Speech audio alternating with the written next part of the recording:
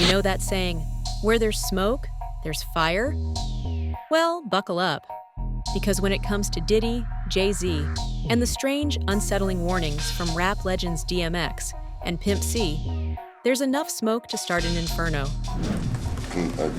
People, I won't even say a group. It's the only reason two men can really call themselves friends or partners or homies.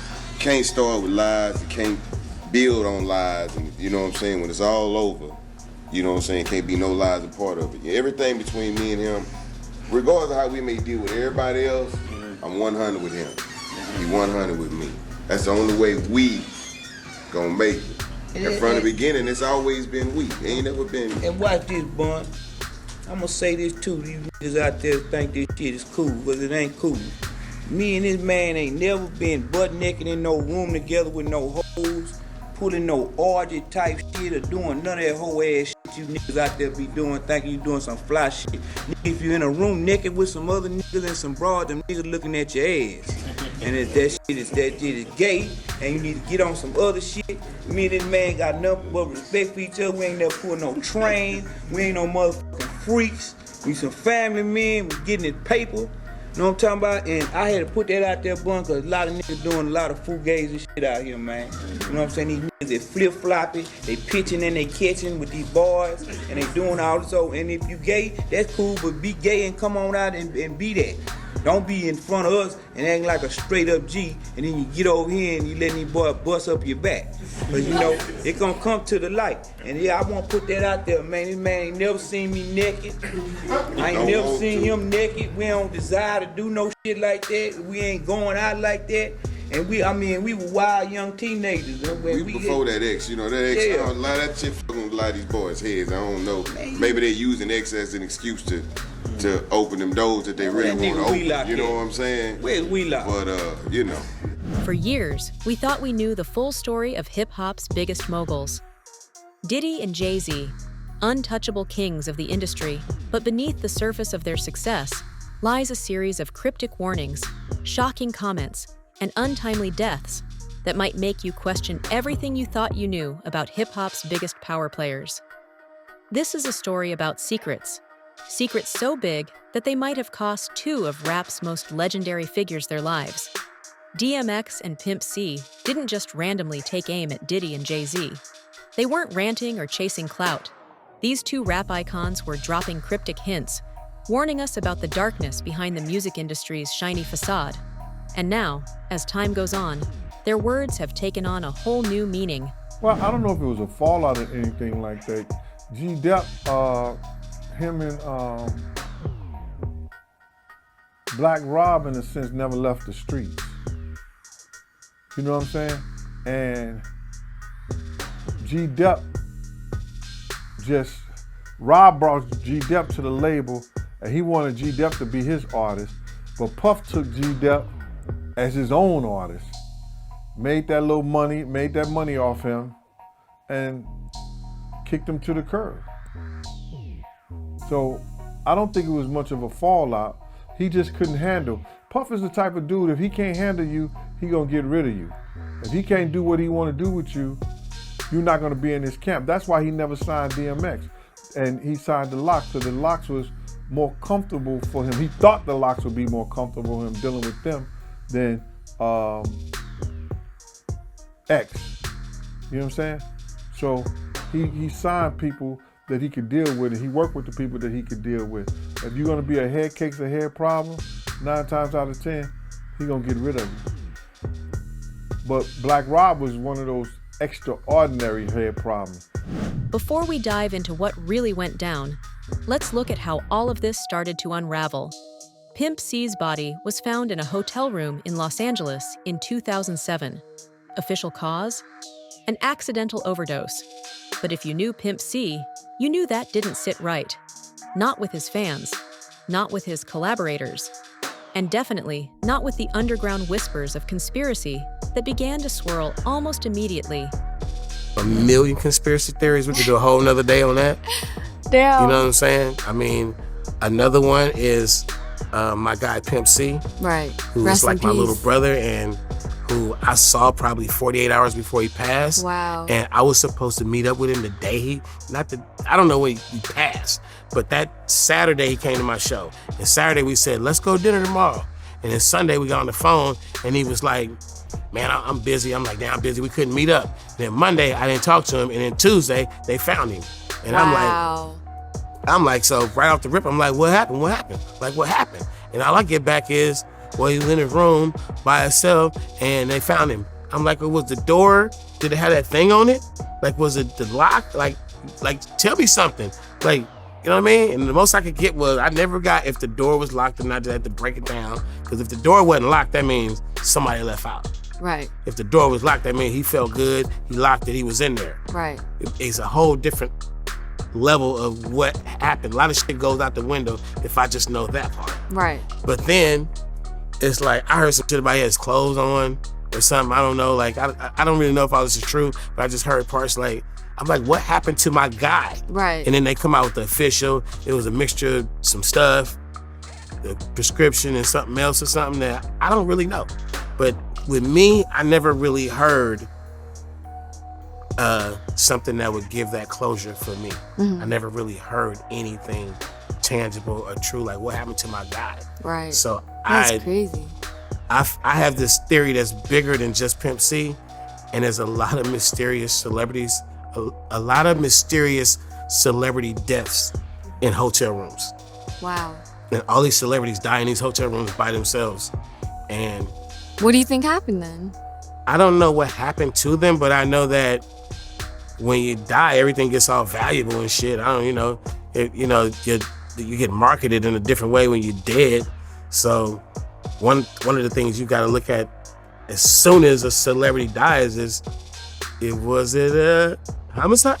Right. You know what I mean? So you got all these like mysterious like OD. It could be an OD or suicide or just found dead. It's just a lot of celebrities. I've mentioned this shit out loud quite a few times, but I don't think anybody ever went and really, there's nothing on the internet about celebrities that died alone in hotel rooms. Crazy. There's a long list. Yeah. Of famous ones, not so famous ones. Back in the day, it's been happening forever. Mm-hmm. Forever. Pimp C was one half of UGK, or Underground Kings, the legendary Southern rap duo that helped put Texas on the hip-hop map. Just months before his death, Pimp C had started talking, and it wasn't about regular industry drama. He had beef with Jay-Z, accusing him of exploiting Southern rappers. The criticism wasn't just that Jay-Z had made the hit song Big Pimpin' with UGK, but that Jay was using Southern sounds and influences to elevate his own career while leaving the originators behind. Pimp C's problem with Jay-Z ran deeper than just music. He began hinting that powerful forces in the industry were willing to do whatever they had to in order to stay on top. The target of his hints? Jay-Z? And that's where the story starts to get even murkier. Pimp C wasn't just a Southern rap icon. He was someone who spoke his mind freely, and he wasn't afraid to ruffle feathers. His reputation for being candid about what went on behind closed doors made his sudden death feel even more suspicious. It's almost as if he was silenced, just as he started speaking a little too much truth. Got the call for that, and we had gotten the call before because they wanted Pimp to be on just a week ago with Too Short. But this was right in the middle of the East Coast, West Coast beef. And Pimp had just built his new studio out in his house in Mableton. He was living here.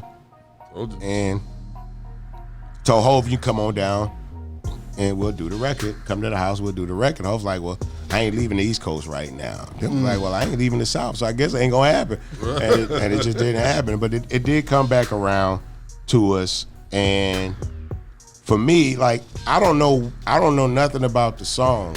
All I know is Jay-Z want me to rap on a record with him.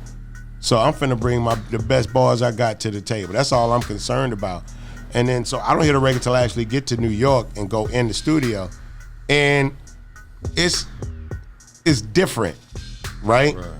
But not different enough. 'Cause I went there and beat that bitch up. And it was literally like we in the room and, they cut on the beat and I hear it. And they got a totally different hook.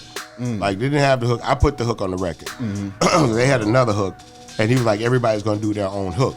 So I did my verse, and that was my hook. And they ended up using it for the whole record. Whole record. Yeah, and so I did my verse and my hook. Hove left out for about 15 minutes, 20 minutes. Came back, and was like, you got something? And Guru looked like, nigga, he's done. So we just sitting in there talking, you know? And he was like, let me hear it. And he heard it, like, damn, he kind of went off. And then we go through about 2.5 months of trying to convince Pimp to get on the record. Yeah. He finally decides to do it. He's like, I'm only giving y'all 8 bars. I'm not doing no bunch of it. Because I had already done, like, I think 32. Right. You know, I went, maybe 24, but I went in on that hoe, right? He's like, I'm giving y'all 8 bars. Damn. And ended up being 8 of the most iconic bars ever in history. If you ever been in a room when Big Pimpin' comes on and they get to Pimp part, Yeah. it's like world karaoke. I'm serious, because I done been to countries that English ain't the 3rd language they speak, right? A lot of people, they don't even speak English. Yeah. And they say that phonetically. They just singing along with it. I've never been in a room where I performed that in any country, any city, anywhere. I just put the mic down at that point. Smoking, pouring up. Oh my God, I love the wood. But Pimp C wasn't the only rapper sounding the alarm. Years before, another giant of the rap game, DMX, had done the same. By the late 90s, DMX had solidified himself as one of the biggest names in hip-hop. But it wasn't long before his relationship with the music industry became strained. It's one of my favorite movies, by the way. Thank you. Actually, that Jamaica scene was what made me seriously get into reggae after that. Uh-oh. After that scene, I ended up the scene in Jamaica. Remember when he was out there? Nah, I think that might be around the same time that reggae lost me. You know, that's like I ain't got, music is music. You know, I respect it as an art form. You know, I respect people who do it as being talented artists. I just can't. I just don't like the music. I just don't like it. Nah. The Top Shot, I think, I think that was the best hip hop reggae collaboration ever. The boom. Here comes the boom. Yeah. Here comes the boom. That was Sean Paul on that, right? Sean Paul and Mr. Vegas, yeah. A lot of people don't know that. Yeah. That was way back when, before he popped. Yeah, funny shit, yo. Now peep it. Like last year, I had to be like, yo, there was this joint he had. I forgot what's that shit? I just want to do a remix to the joint. You know what I'm saying? Like on my own, like, yo, let me just blaze that. You know, ain't coming out of your pocket, nothing. I just want to blaze it because the beat is hot. They're like, I don't know if they're gonna do a remix, and he put me on the phone with another lady. I'm like, hold up, Money, when we was in Jamaica, me and you was sitting down talking about the song. So you gonna do me like that? Like, oh well, we're not paying for it, and we don't even know if we want to do it. I'm like, all right, cool. 2 weeks later, I had Busta Rhymes on the remix. Wow. I'm like, oh, it's like that.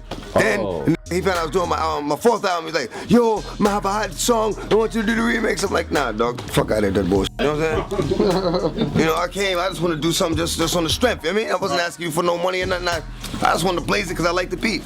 Okay. So give me the light. That's what you're talking about. Give it, yeah. I want to kill that joint. I wrote a joint to it and everything.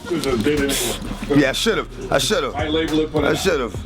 But just the way, it went down, I was like, you know what? Fuck that. I'll get another beat. Put you on the phone with somebody else, you see? We was in Jamaica going hard, you know what I'm saying? Eating chicken off the fucking grill and, just walking barefoot and shit. If I do a nigga greasy, it's because I meant to do him greasy, and he deserved that one. He earned that one, I don't be walking around on no bullshit or just, acting funny style and niggas, that's some sucker shit, I'm the same motherfucker I was 10 years ago. Ain't nothing changed. Same motherfucker, yeah. At the height of his career, DMX started talking about the industry in ways that made people uncomfortable, especially when it came to Diddy. In an interview, DMX said something that, at first, seemed like a throwaway comment. But if you read between the lines, it was more than that. DMX was drawing a line between himself and how some industry players operated behind the scenes. The industry had its secrets, and DMX was making it clear that he wasn't part of that inner circle. 33 South Broadway, Grove Island Studio, and I had it's in Yonkers. Yonkers. They said my jaw was still wired shut. This is when you got signed. I heard about the story. This is when he knew he would sign me. Okay. My jaw was wide shut, and the locks that got signed first to Puff, and D from Rough Riders, Darren, you know what I mean? He gave me the Puff, and one thing I respect about Puff, one thing I respect about him in real shit is that at least he told me to my face what he felt. And when D told Puff, he said, yo, if you like the locks, you're gonna love X. And I spit or whatever, and he was like, his voice is too rough, he's not marketable. Didn't like it, but I had to respect it. He fucked up. Let's make some noise for Puff fucking up. Hold up. He came right behind and tried to clean up. So maybe 3 weeks later, when he found out I was getting signed for Def Jam, he was like, yo, I'll lace your pockets. I'll double what they gave you and lace your pockets. I'm like, nah, homie. Because if you didn't see the beast that I was what point then, did he tell you that? What point? I told you, like maybe 3 weeks after I got signed to Def Jam. He was like, yo, I'll lace your pockets. I'll double what they gave you and lace your pockets. I'm like, nah, I'm cool. So it's a legendary story. You didn't know. I said, but I respect that about Puff. Right. I mean, because they see you on a wild goose.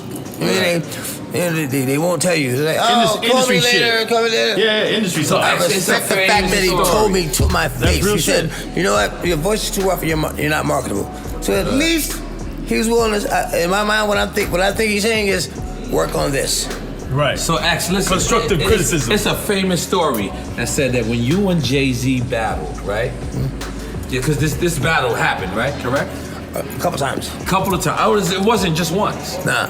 So when you and Jay-Z when the people, some tend to refer to it when it happened backstage. And we heard that Big L had recorded that one battle. Yeah, they said that Big L That's recorded crazy by that itself. battle. Do you remember Big L being there? Vaguely. No, I can't say Not that. at all. I know Big L. I know Big L. I'm a Right. Later, DMX dropped a bombshell in another interview, suggesting that Diddy didn't sign him to Bad Boy Records because he knew too much. What did DMX know? And why would that prevent him from getting signed to one of the biggest labels in the game? DMX never fully explained what he meant, but the implications were chilling. There was something dark in the industry, something that DMX wanted no part of. Yeah. Is that a lot of people want to know, and they always ask me this, is that when you had your record deal, why did you take me to Biggie Smalls and not Bad Boy? That's it.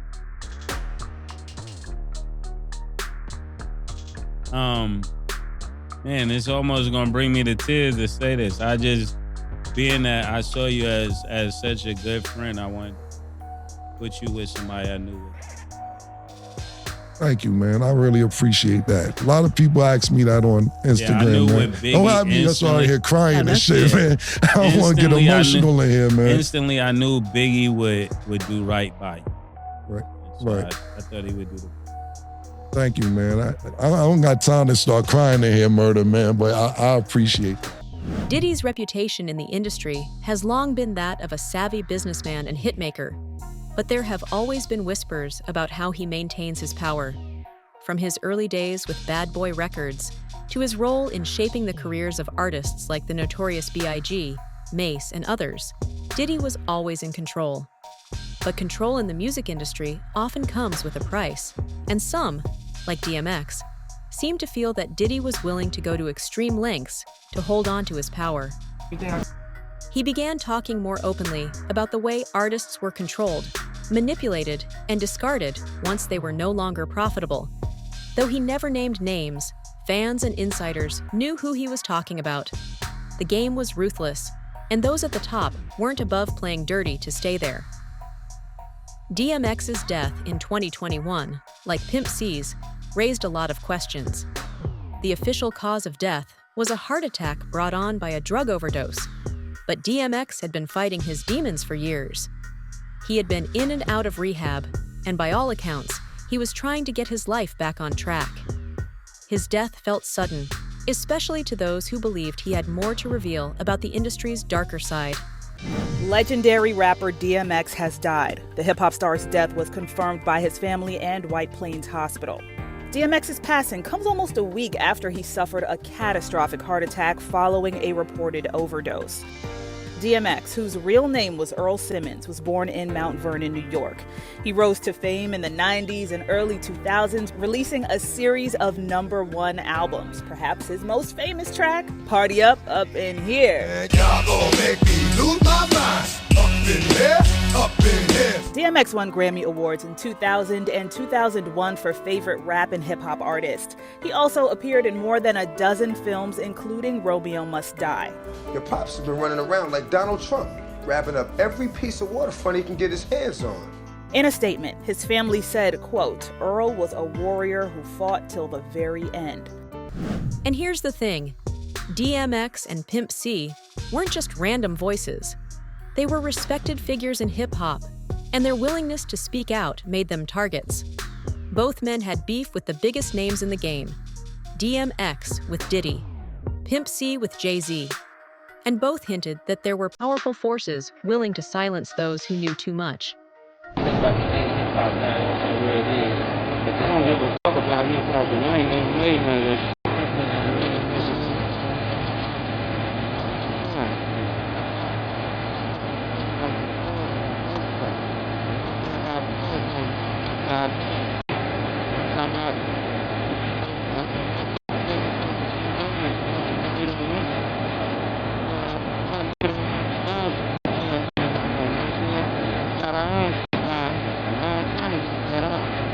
Street military was putting it down. You know what I'm talking about? And when Willie D and them was coming out and talking country and letting their nuts hang, you know, that's when I grasped on to something that was special. And I ain't never looked back on them niggas, you know what I'm saying? Cause if it wasn't for us, them niggas wouldn't have been able to take no Fresh Fest tour. They wouldn't have been able to sell out them goddamn records they sold in the 80s if it wasn't for the South and the Midwest. You motherfucking niggas didn't sell all them records in New York. I know you didn't. And you niggas wouldn't have been able to take no tour if it wasn't for the rest of the country. You know, niggas tried to shit on us, man. You know, you need to go down south, you need to shut your mouth. You know, I'm talking about shit like that. You know what I'm saying? Nigga, y'all ain't real hip-hop down there. Bitch ass nigga, wait, guess what? We ain't real hip-hop down here, nigga. Nigga, stay up there where you at. Your funny-ass cars and your funny-ass houses, nigga. We down here having things, nigga. Cost of living good down here in Texas. Nigga, I've been driving Cadillacs since I was 15 years old, bitch. Your mind on your shit. You know what I'm talking about? For real. And I ain't mad at nobody, because you know what? The real rappers on the East that's getting money ain't hating. I just did a song with Big Daddy Kane and Cool G Rap. What's that gonna do? It's gonna be on the new UGK album. But what I'm saying is, I don't hear the Dipset niggas crying about none of that shit. I don't hear Jay-Z crying. I think that got to do with media. You know what? But you know, but you know who crying? Know them bitch ass niggas that can't sell no records, man. They crying. And then there's Diddy. Today, Diddy's legacy is being revisited, not just for his contributions to music, but also for his personal life and business dealings. Recent legal troubles have shed new light on some of the controversies that have long surrounded him. Allegations of assault and misconduct have come to the surface, raising questions about what kind of power Diddy truly holds and how he's managed to maintain it for so long. It seems like the warnings DMX and Pimp C issued all those years ago about the darker side of the industry are now coming to the forefront. Turn now to Sean Diddy Combs, hit with another civil lawsuit alleging sexual assault as his team pushes for the judge to disclose the names of the accusers in his sex trafficking case. Senior investigative correspondent Aaron Katursky is tracking that case. Good morning, Aaron. Good morning to you, George. To fulfill his sexual desires, federal prosecutors have said Sean Combs abused, threatened, and coerced multiple women. He's now asking a judge to order prosecutors to identify them. Combs has pleaded not guilty to racketeering, conspiracy, and sex trafficking charges, and his lawyers say he needs the names of the alleged victims so he can prepare a defense. Anonymous allegations, the lawyers say, have created a hysterical media circus that deprived Mr. Combs of a fair trial. The music mogul's latest accuser is identified. Her name is Ashley Parham, and she's alleging in a new civil lawsuit that Combs arranged her gang rape as payback for accusing him in the murder of rapper Tupac Shakur. Parham says she was at an apartment in Orinda, California in March 2018 when Combs showed up with an entourage and a knife, doused her with lubricant and sexually assaulted her, and then instructed others to do the same. Combs' legal team did not respond directly to these new allegations, but referred us to earlier statements calling these claims false and absurd, guys. All right, Aaron, thank you. The recent legal troubles are not just a reflection of Diddy's own choices. They also speak to the broader culture of control and secrecy that's been a part of the music industry for decades. For years, figures like Diddy have been able to operate in the shadows, their true methods hidden behind the glamour of success. But as more and more people come forward with stories of exploitation, abuse, and corruption, the image of the untouchable mogul is starting to crack. This is where the lines between fact, conspiracy, and hip-hop's most notorious power players start to blur. When you mix in allegations, mysterious deaths, cryptic comments, and a trail of breadcrumbs that rappers like DMX and Pimp C left behind, you get a twisted tale that might make you question everything you thought you knew about Diddy, Jay-Z, and even Beyonce. 8:50, everybody. And lawyers for Sean Diddy Combs did not give up their fight to get him free on bail. They plan to file paperwork with the Second Court of Appeals to overturn yesterday's ruling, which sent the music mogul back to the Brooklyn lockup, where he will remain until his next court hearing. So in the meantime, the hip-hop community is reacting to Diddy's downfall. You're speechless. I'm very speechless. You're speechless. Because, I'm just sad. I'm sad that he is someone that I deeply respected. I'm saddened that his choices have impacted not only the people that loved him, but his legacy for the culture. So this morning, we are joined by the co-host of the Trigger Warning podcast, hip-hop journalist and music industry insider, Kim Osorio. So good morning, Kim. Thanks for taking the time. Good morning. It is amazing what a difference a year makes, right? Last September, Diddy was on the MTV Music Awards, being recognized as a global icon. Now look at him. He's facing some serious allegations, possible a lifetime in prison.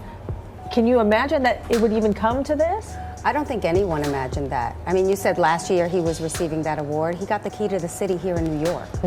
A year later, here we are. He's arrested in federal, no bail. Yeah, Kim, you're a hip hop journalist, right? And you've been around Diddy. You've kind of followed his career. You watched as he built his empire. So, what did you see in those moments, right? And just kind of covering him overall. Were there these rumbles and rumors of a temper and of these freak-off parties as you're kind of covering him went on? I have to admit, I never heard of the freak-off parties until this indictment. We hear a lot of things in hip-hop. We hear rumors of violence, and we see things, it breaks in the news, we're following things closely. But ultimately for us in the hip-hop community, we looked up to Diddy. He was an icon. He had a legacy. He created, so much great music and content and, apparel that I think this is a big stain on our culture right now to find out these things. A lot of people are really shocked, even though they may have been aware of some incidents. With the temper. The temper, right. A lot of people are shocked. They were shocked when the Cassie video came out. Yeah, there were a lot of people and a lot of men within the hip hop community that didn't really want to accept the fact that she was out there filing this lawsuit saying these things about him and that he had done these things to her until they saw it. Here's another bombshell. Jason Lee, the well-known gossip kingpin behind the Jason Lee podcast, recently dropped a claim that's left the internet buzzing. He says Jay-Z has been calling him, not to invite him to the swanky Rock Nation brunch, but to manage the PR fire surrounding his and Beyonce's relationship with none other than Diddy. But why would Hav, a man so untouchable in the game, feel the need to do damage control over his ties to Diddy? This couple has been in the news recently, and I don't know why the names keep getting louder and louder and louder. But they are. Jay-Z and Beyonce. First, let me start by saying Rob has known me for almost 20 years. How much do I love this artist right now? Love Beyonce. Down. Like, what? Everything about her. I've been to every concert. I bought every album. I've been to every concert multiple times. Every special she's done, I've watched it. Every interview, every performance. I was there at Beychella. I love Beyonce. And I want to say that because just like I love Kamala Harris, there are times where we're not going to agree or like something that somebody does, and that is okay. Nobody is above being talked about in our commentary. Jay-Z is an icon. He is probably arguably the best living rapper, rap mogul right now in the world. Smart businessman, love him to death, have met him a few times. Love Jay-Z. Not the biggest fan like I am of her, because I'm gay. But I love what he represents, coming from nothing and making it. You know, coming from middle-class family, putting both her parents on. Dad cheated on her mom and then, you know, kicked him out the way and whatever. But I love her relationship with her mom. I love them, their family unit. I love the package that they have created for the world to invest in. And we are all invested in this relationship. Now, like Will and Jada, they both have started coming out a little bit more to the community, allowing us to peek into their secret lives. Beyonce is posting captions. She's washing her hair online. I think she may have even done meet and greets. She's let people touch her. She's actually showing that she's human. And when you do that, people want more and more and more. And now the people want more and they want to know more. And now, after Piers Morgan, why y'all did that, I don't know. What I do know is on my podcast, I told y'all niggas, I said, get a new publicist, because the way the world works now with social media, you cannot do things the way you used to do, because the internet don't work the way that it used to. Let me break down just a couple things I would have told you. Well, number one, YouTubers are extremely important to the conversation because they are going to talk all day long, and they do their investigations and they look through TikToks and comments and likes and this and that. And those people, YouTubers, shout out to the whole YouTube community, even those of you I don't like. You all do the research.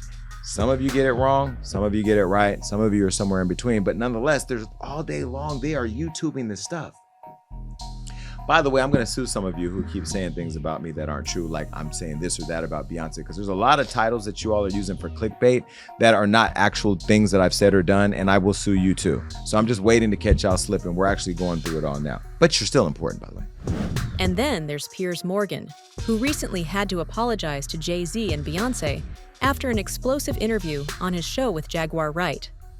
Wright, an industry insider, accused the power couple of being involved in some pretty sickening behavior, keeping people against their will, putting them on planes while unconscious, and yes, tying it all back to sex trafficking.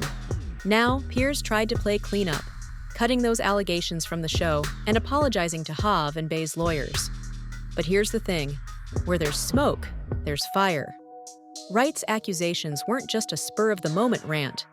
She hinted at a world behind the curtains of hip-hop that's way darker than we'd like to believe.